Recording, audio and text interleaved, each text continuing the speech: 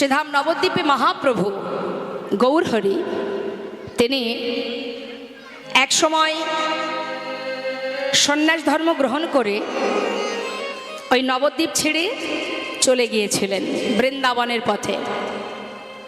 তা যাওয়ার সময় পথে যখন যাচ্ছেন তিনি কাটোয়া কাঞ্চন নগরে কেশব ভারতীর আশ্রম থেকে সন্ন্যাস ধর্ম গ্রহণ করেছে। সন্ন্যাসী হয়ে প্রভু চলে যাচ্ছেন, এদিকে মা সচিমা তিনি নিমাই চলে গেছে বলে সন্তান শোকে গঙ্গায় প্রাণ বিসর্জন করতে যাচ্ছেন। সেই সময় নিত্যানন্দ প্রভু, আসতে কথা নয়, নিত্যানন্দ প্রভু বলেছিলেন, মা তুমি এমন করে নিজেকে বিসর্জন করো না, ভাই যেখানেই যা আমি ওকে তোমার কাছে ধরে নিয়ে আসব। এনেছিলেন কোথায়? শান্তিপুরে অদ্বৈত আচার্য প্রভুর গৃহে। সেখানে আসার পর মা দেখছেন ছেলে সন্ন্যাসী হয়ে গেছে। মা আমার দিকে যখনই দেখছে নিমাই সন্ন্যাসী হয়ে গেছে, মা কাঁদছে। গৌরহরি বললেন, মা তোমার যদি ভালো না লাগে তুমি আমাকে বলো, আমি তোমার সাথে আবার নবদ্বীপ। আচ্ছা আপনারা একটু ইশারায় কথা বলুন না, জোরে জোরে কথা না বলে।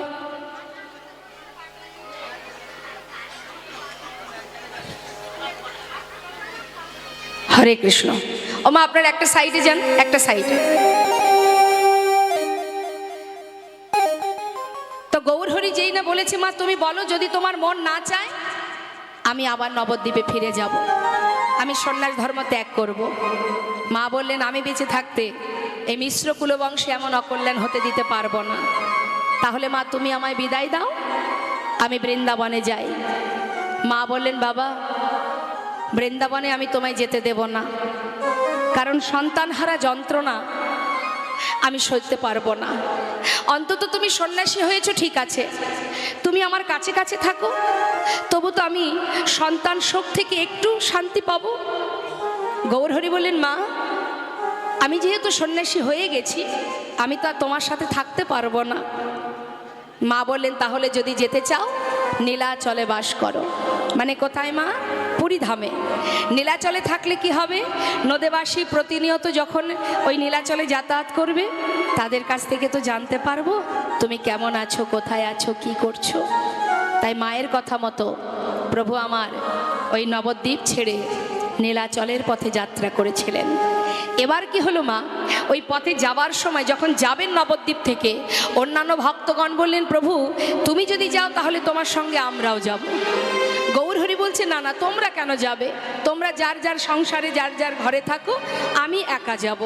ভক্তগণ বলছেন, বাবা যে তুমি যদি চলে যাও আমরা কাকে নিয়ে থাকবো, আমরাও তোমার সাথে যাব। তা গৌরহরি বললেন, তাহলে চলো, কে কে যাবে চলো। তা যাচ্ছে কে কে মা?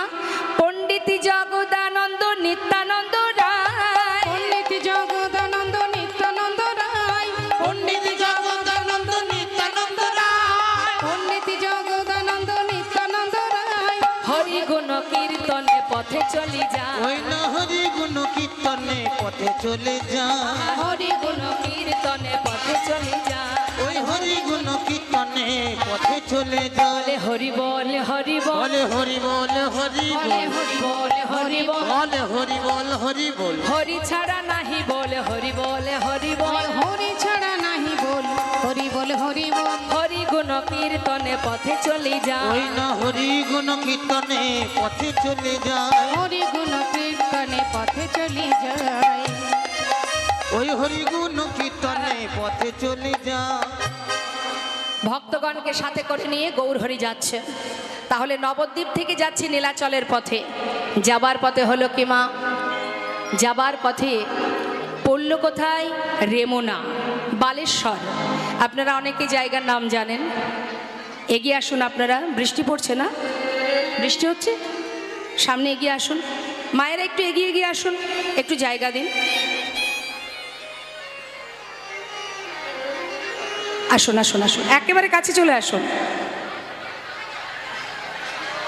বাহ, খুব সুন্দর, আসুন।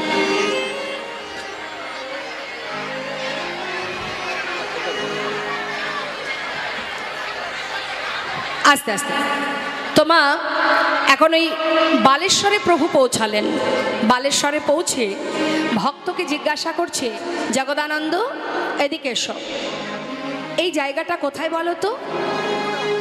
এটা রেমুনা? ও প্রভু, এটা তো রেমুনা। বাবা, রেমুনায় এসেছি? যাক শোনো, রেমুনায় এসেছি মানে রেমুনার যে গোপীনাথ, চলো একবার তাকে দর্শন করে আসি।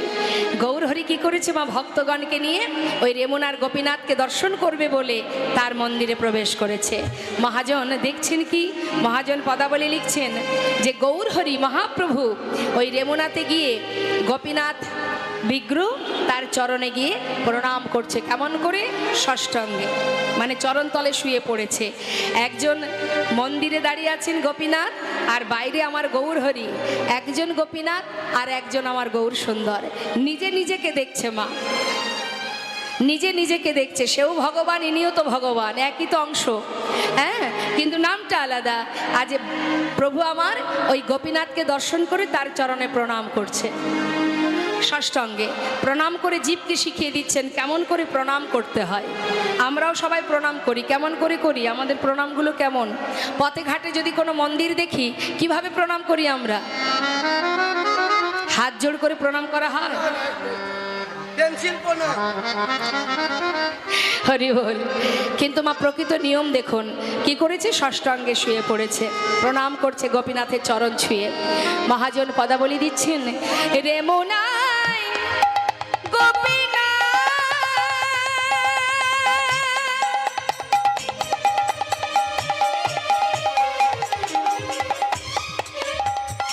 পরম মহান,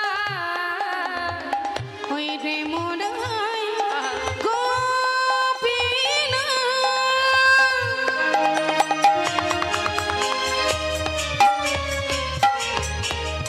পরম মহান, ভক্তি করে তারে প্রভু কইলেন দর্শন। ভক্তি করে তারে প্রভু কইলেন দর্শন। তার পাদে পদ্ম কমলে ওই না প্রণাম করিতে, আল তারে পাদে পদ্ম কমলে প্রণাম করিতে। ওমা যেই না চরণ ধুয়ে, মানে চরণ ছুঁয়ে প্রণাম করেছে, প্রণাম করা মাত্র কি হয়েছে, তার পুষ্প চূড়া পইলে প্রভুর মাথেতে। ওই না তার পুষ্প চূড়া পইলে প্রভুর মথকে। তার পুষ্প চূড়া পইল প্রভুর শ্রী মাথেতে। তার পুষ্প চূড়া পড়ল প্রভুর মাথেতে।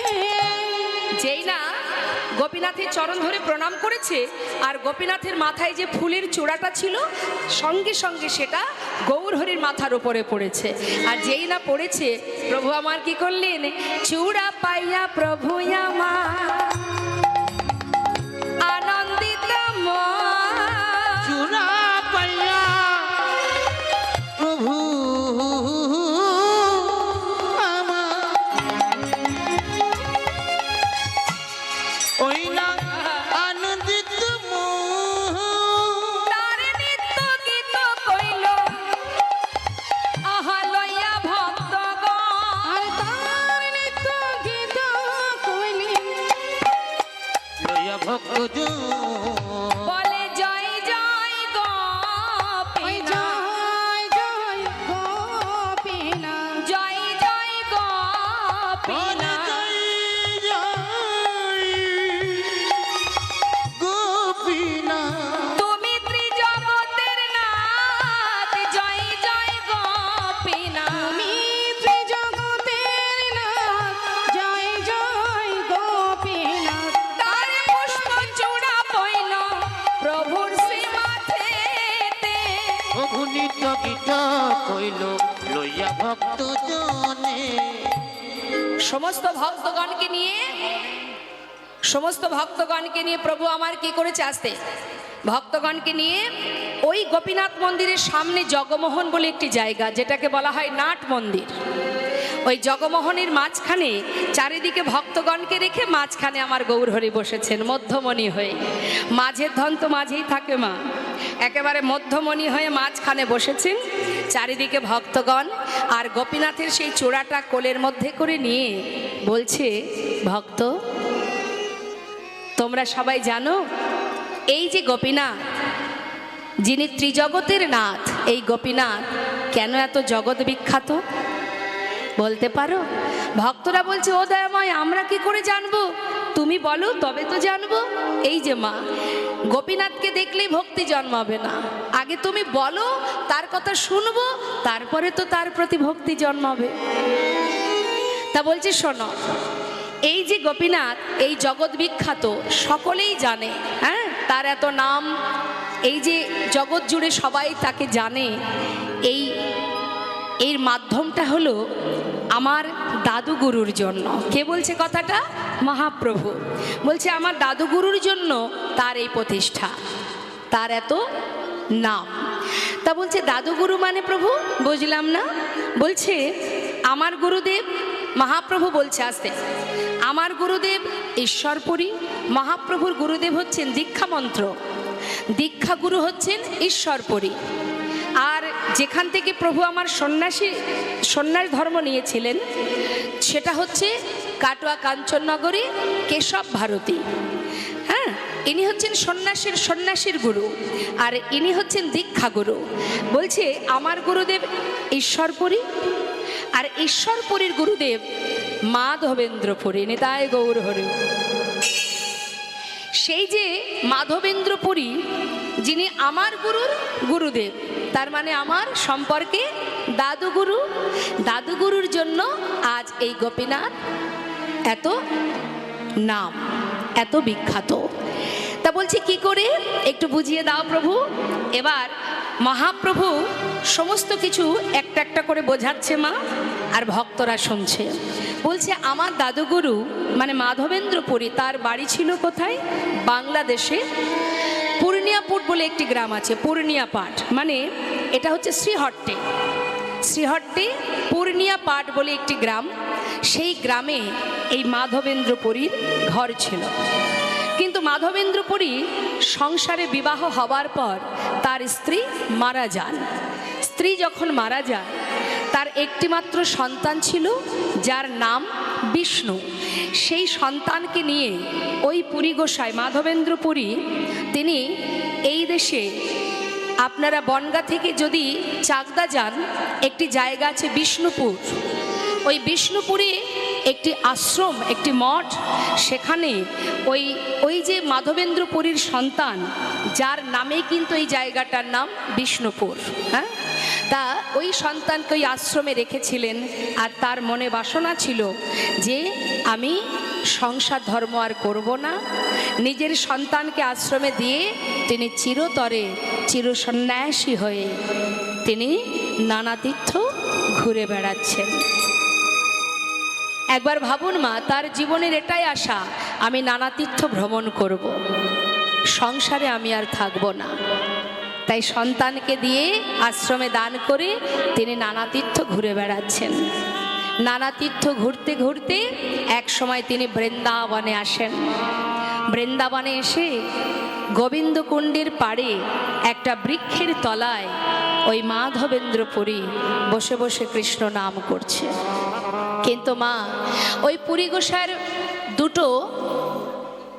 তার দুটো স্বভাব ছিল। একটা স্বভাব হলো তিনি অযাচক বৃত্তি পালন করেছিলেন। অযাচক বৃত্তি মানে পুরী গোসাইয়ের মনের এটাই বাসনা যে আমি কোনোদিন কারোর কাছে কিছু চাইব না, কারোর কাছে গিয়ে কিছু চেয়ে খাবো, এটা ছিল তার মনের প্রতিজ্ঞা যে কিছু চাইব না। অযাচক বৃত্তি অর্থাৎ কেউ যদি ভালোবেসে আমাকে কিছু দেয় আমি তবেই সেবা করব, না হলে করব না। আর একটা কি ছিল স্বভাব? আর একটা স্বভাব হলো যে সদা সর্বদাই তিনি কৃষ্ণ নাম করতেন দিবানিশি। আপনারা বলতেই পারেন যে দিবানিশি কি করে ভগবানের নাম হয়? ঘুমিয়ে পড়লে তো আর ভগবানের নাম হয় না, জেগে থাকলে না হয় করা যায়। কিন্তু মা, জেগে থাকলে যেমন নাম হয়, ঘুমিয়ে থাকলেও নাম হয়। কিভাবে? যে যে কাজটা সদা সর্বদাই করবে, আপনি সারাদিন যেটা ভাববেন, রাত্রে ঘুমের মধ্যেও দেখবেন আপনি সেটাই করছেন। তাহলে একদিনের ভাবনায় যদি রাত্রের স্বপ্নের মধ্যে সেটা করেন, আর যেজন সদা সর্বদাই প্রভুর নাম জপ করছে, সে ঘুমিয়ে থাকলে তার চোখের পাতা বন্ধ থাকবে, তার ইন্দ্রগুলো সর্বদাই ওই হরিনাম কৃষ্ণ নাম গৌর করবে। হরি বল। হরি বল। তার একটা ছোট্ট প্রমাণ আপনাদের দিচ্ছি। একজন বৃদ্ধ বাবা, তিনি 50 বছর ধরে শাখা বিক্রি করেন। গ্রামে গ্রামে পাড়ায় পাড়ায় মাথায় করে ঝুড়িতে করে শাখা নিয়ে যায় না মা? তার ওই শাখা বিক্রি করাই তার সারা জীবনের, এটাই তার জীবিকা। 50 বছর ধরেই একটা জিনিসই তিনি করেন, মন দিয়ে শুনবেন। এবার ওই শাখা নিয়ে পাড়ায় পাড়ায় যায়, আর তার মুখে একটাই কথা, শাখা আছে, শাখা নেবে গো, এই কথাটা সে বলে।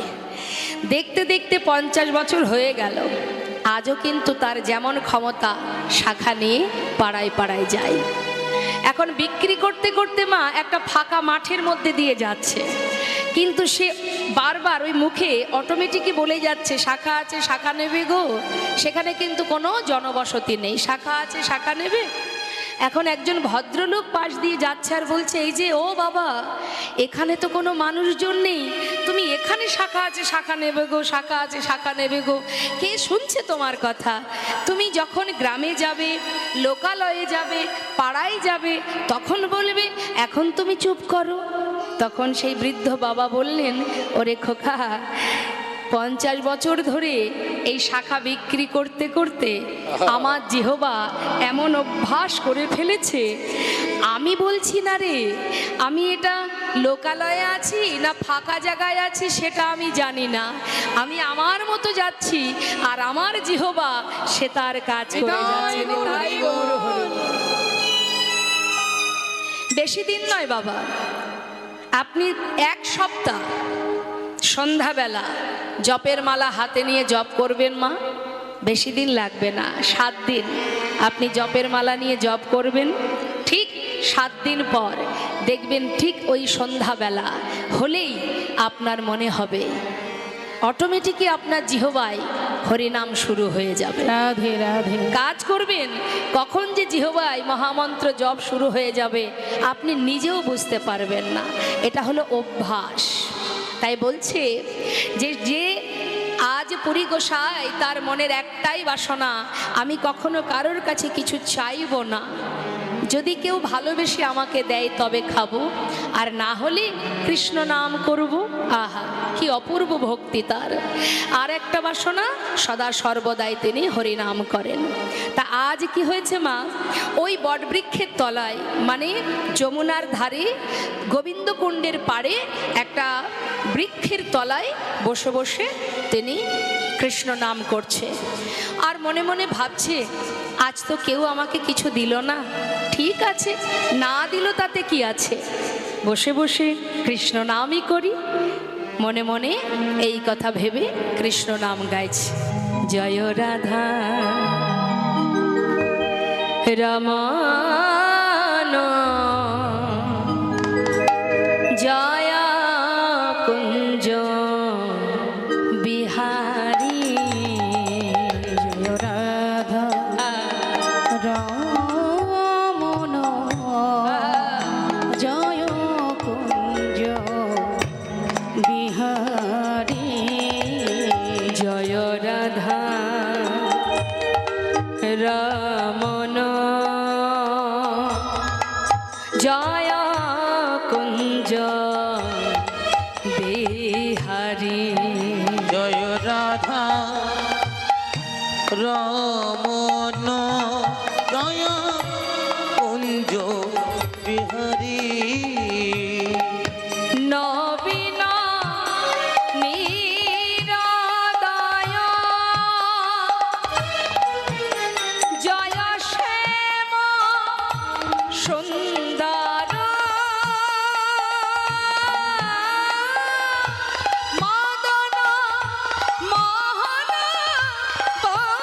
বংশীধারী নবীন নিরোধয়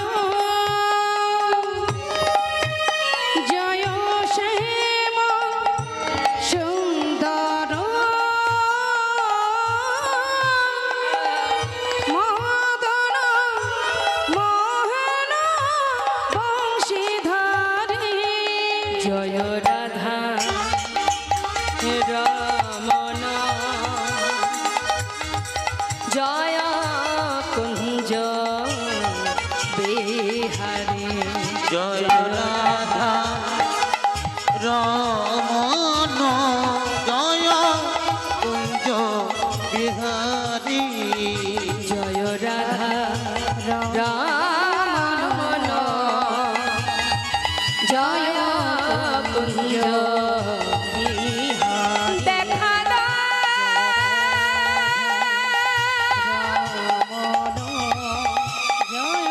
দিবারি দেখা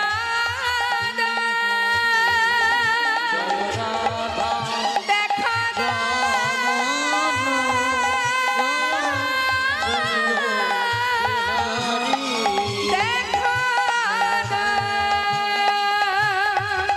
জয় রাধা রমন জয় কুঞ্জ বিহারী জয় রাধা রমন জয় কুঞ্জ বিহারী ভক্ত যদি ভগবানের চরণে আত্মসমর্পণ করতে পারে, কেউ যদি নিজেকে ভগবানের চরণে সঁপে দেয়, তার পুরো দায়িত্ব তো ভগবানেরই পড়ে যায়। বাবা মাগো, নিজেকে সঁপে দাও, দেখবে তোমার সমস্ত কিছুর দায় তার। আজ সে প্রতিজ্ঞাবদ্ধ যে আমি কারোর কাছে কিছু চেয়ে খাবো না। এখন ভক্ত যদি সদা সর্বদাই কৃষ্ণ নাম করে আর সেই যদি অনাহারে থাকে, তাহলে ভগবান কি করে চুপ করে থাকবে? তার মনের অন্তরে সাড়া দিয়েছে।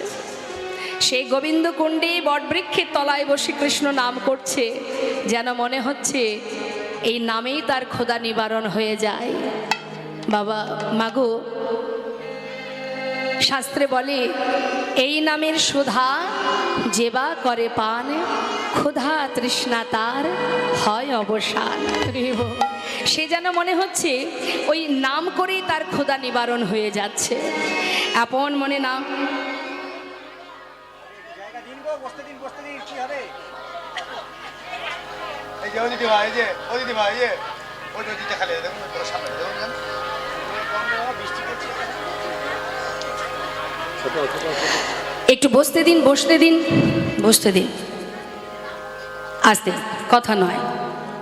এদিকে হয়েছে কি মা, প্রভু আমার দেখছে ভক্ত অনাহারে আছে, সে যেহেতু আমার উপরে নির্ভরশীল, সর্বস্ব আমার কাছে সঁপে দিয়েছে, তাকে তো কিছু সেবার ব্যবস্থা করতে হবে। তাই প্রভু কি করেছেন মা, বালক রূপে ছোট্ট একটা বালক সেজে একটা ভাণ্ড করে কিছুটা দুধ নিয়েছে, দুধের ভাণ্ড নিয়ে এক পা দুপা করে তার সামনে এসে দাঁড়িয়েছে। আর এদিকে পুরী গোসাই আপন মনে কৃষ্ণ নাম গাইতে গাইতে হঠাৎ চোখে চোখ পড়ে গেছে। বালক সেজে গোবিন্দ আমার সামনে দাঁড়িয়ে, আর যেই না দেখেছে অপরূপ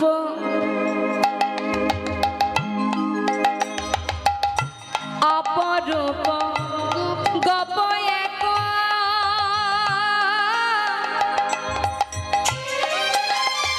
অগদুগ্ধ ভাণ্ড লইয়া অপরূপ গোপয়ে গো ওই দুগ্ধ ভাণ্ড লইয়া মাধবেন্দ্র পুরীর কাছে দাঁড়ালো আসিয়া। ওই না মাধবিন্দ